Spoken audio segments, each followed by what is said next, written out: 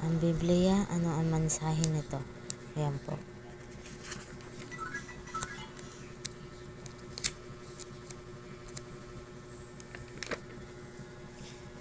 Ang Biblia.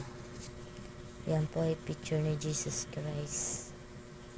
Ang mga nilalaman, gumawa ang Diyos ng paraiso na walang paraiso.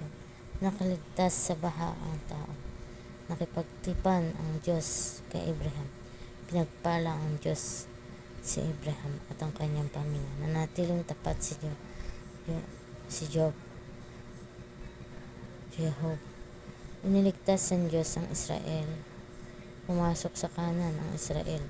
Humingi ng hari ang mga Israelita. Isang matalinong hari. Mga awit na nakaaaliw. Praktikal na karunungan mula sa Diyos. Mabubuting hari at masasamang hari. Nagsalita ang Diyos sa pamamagitan ng mga propeta. Ayan po. Bakit mahalaga ang Biblia? Basahin po natin. Pamilyar ka ba sa Biblia? Halos lahat ng tao sa 4 na sulok ng daigdig ay may kopya ng aklat na ito. Anuman ang kanilang kultura, ang mensaheng ito ay nakapagbibigay sa kanila ng kaaliwan, pag-asa at pakipakinabang. Ang payo nito sa kanilang pang-araw-araw na buhay.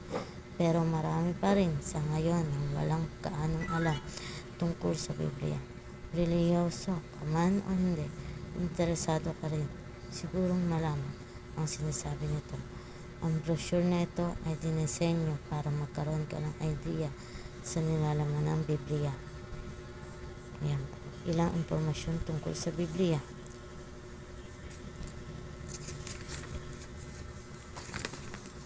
Gumawa ng Diyos ng paraiso sa tao. Ayan po.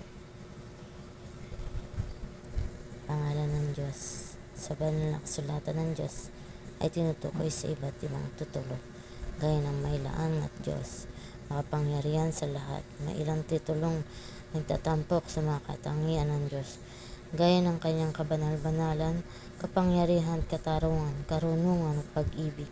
Pero binigyan din ng Diyos ang kanyang sarili na isang pantangi at personal na pangalan, Jehovah. Mga 7,000 ulit na lumitaw sa Biblia na orihinal na mga wika. Ito ng pangalan ng Diyos. Ang una ay Genesis 2 verse 4. Ang pag-ibig sabihin ng pangalang Jehovah ay kanyang pangyayaring magkagayon. Nakatutuwang malaman yan dahil sa nangangahulugan yan na kayang tuparin ng Diyos ang lahat ng kanyang layunin at pangako. Na walang paraiso, matagal pa bago lalangit ng Diyos ang mga tao. Di kasakdalan at kamatayan. Ang binhi ang susugat sa iyo sa ulo at ikaw ang susugat sa kanya ng sakong. Genesis 1:1. 3 verse 15. Ito nakakaligtas na baha ng tao. Paglalakad na kasama ng Diyos. Karamihan sa mga anak ni Adan at Eva ay ayaw sa pagmamahal ng Jehovah.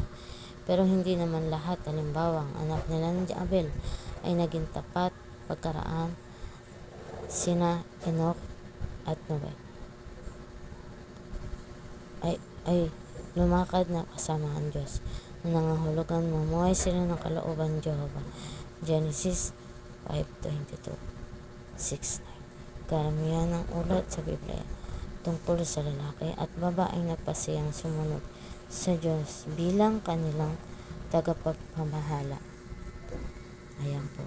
Nakipagtipan ang Diyos kay Abraham. Taglay ang pananampalataya. Sumunod si Abraham sa Diyos at nangako si Jehovah